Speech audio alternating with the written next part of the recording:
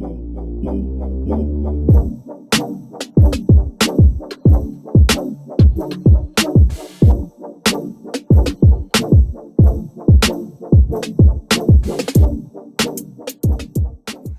I can encourage us, perhaps you're like me, and over these last several weeks, as we've been looking at some of these different values, you tend to maybe get a little intimidated.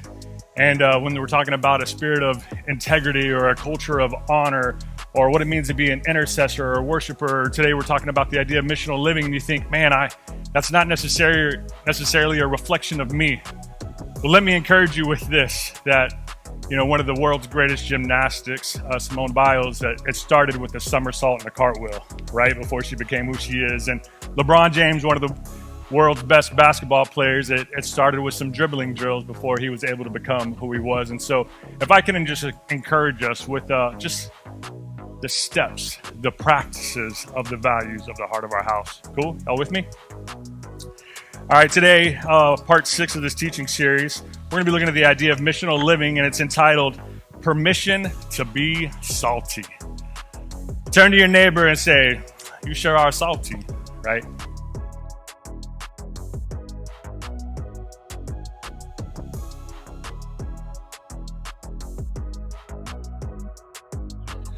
All right, so if we can, I want to start with defining the idea of missional living. And here's the definition that we would use here today. Missional living is this: living a life with the knowledge and the confidence of being sent. Say, being sent. Being sent.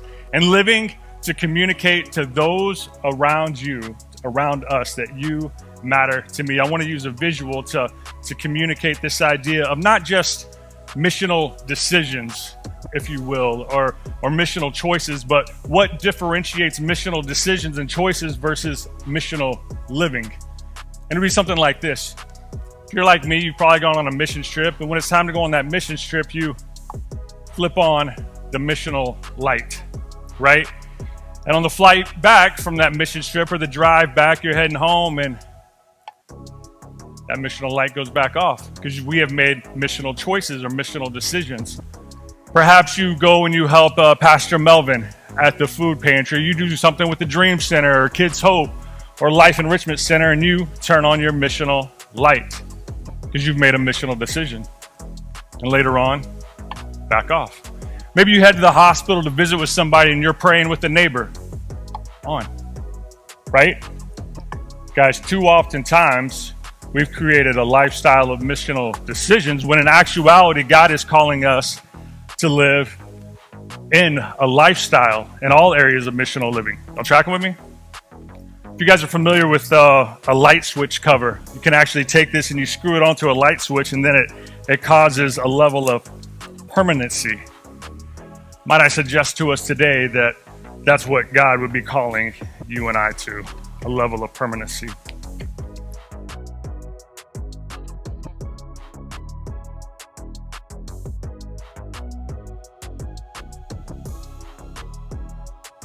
Verse 13 through 16 of Matthew 5, it says this: You are the salt of the earth. But if salt has lost its taste, how shall it be made salty again? How will it be restored if it is no longer good for anything except to be thrown out and to be trampled underfoot? It goes on to say in verse 14, You are the light of the world, and a city that is built on a hill, and it cannot be hidden. Nor do people light a lamp and put it under a basket, but they put it on a stand, and it gives light to the entire house. And in the same way, let your light shine before men, that they may see your good works. And why? So that they would glorify our Father who is in heaven. See, Jesus is having this conversation with his current disciples, his current followers, and also to those that are yet to determine, who are wrestling with the idea of potentially being followers. Just in the same way he was talking to them, I believe that the Spirit and presence of God is talking to us at all of our campuses and online and here today at Kempsville. He is giving us the opportunity to be something significant. In Matthew 5:13, we just read it, but it starts out and it says, You are the salt of the earth. You are the salt of the earth. You know, in the ancient Near East, salt was viewed quite differently than we view it today. Salt was actually an incredibly valuable commodity. It was used as a currency. There's even records where it would be the form of payment for different soldiers, where they would give them a pouch of salt. And salt, as we view it today, wasn't really primarily viewed. It wasn't the primary purpose of salt in that day wasn't to be the flavor additive that we process it to be today. It was actually the primary purpose and significance of salt was to be that of a preservative, right? You would take this preservative and you would take meat, because there wasn't refrigeration, but you would pack this salt around this meat and it would preserve it. It would allow for it to last longer. It would prevent things from rotting. Our function here on the earth as a people is to serve the purposes of God as a preservative to the culture around us.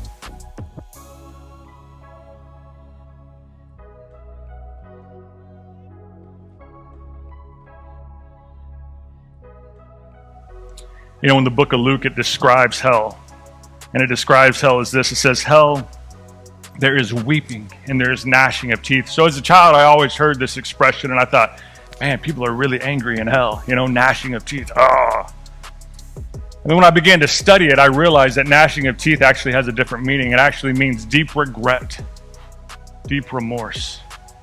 If you ever played on a sports team, you know, maybe you've seen or you've been a part of a situation where you're taking that final shot in a basketball game when you're down by 1 or 2 points. The clock's running down, 3, 2, 1. That ball rims out and misses. At that point, gnashing of teeth takes place. Deep regret. Remorse. I wish I could just have that moment again. Maybe you've been in a conversation or you've made a choice or a decision or something in the past of your life and you've gnashed your teeth. You've had deep regret, deep remorse. Well, that's precisely what hell is full of, is individuals that just I wish I could have that moment of life again. Guys, our calling is to be salt, to be salty, to preserve lives in such a way to extend those moments and those opportunities.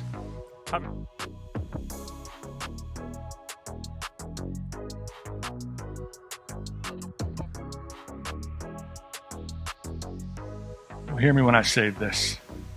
Whether it's today, weeks ago, months ago, years ago, every single one of us at one point or another have come into this house and we have stench. We have just reeked of the aroma of sin.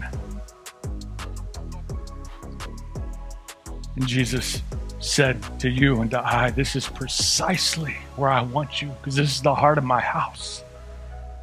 That stench is precisely the stench and the aroma I want in my house, because this is a house for all, and this is a house where I will redeem you, I will restore you, and I will set you free, and I will regenerate you and bring you back to what you were intended, what your initial purposes was, because you were created, formed, fashioned, and designed for intimacy with God, and I want to restore you to that.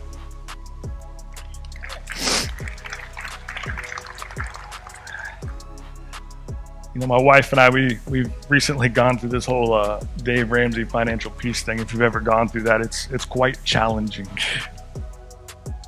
And at the end of it, they always do this takeaway kind of 60-second reflection moment. You know, what's the takeaway? Well, if I had to identify a couple of the takeaways for us here today, it would be this. Would we adopt the mindset and the mentality of being sent? And would you respond to the call to come home?